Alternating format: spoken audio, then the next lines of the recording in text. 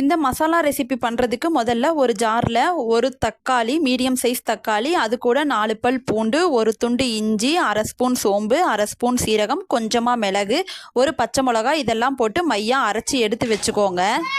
இந்த ரெசிபி பண்ணுறதுக்கு நான் சுண்டலை நாள் நைட்டே நல்லா ஊற வச்சு எடுத்துக்கிட்டேன். அதை ஒரு 3-4 விசில் விட்டு தனியாக எடுத்து வச்சுக்கோங்க.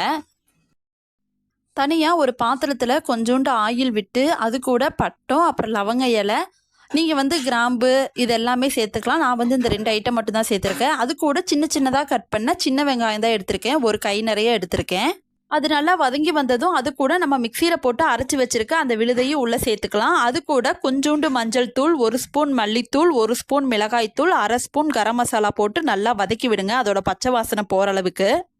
அதுக்கப்புறம் நம்ம வேக வச்சிருக்க சுண்டல், அந்த சுண்டல் தண்ணி எல்லாத்தையும் சேர்த்து உள்ளே விட்டு தேவையான அளவு உப்பு போட்டு ஒரு கொதி விட்டுறலாம்.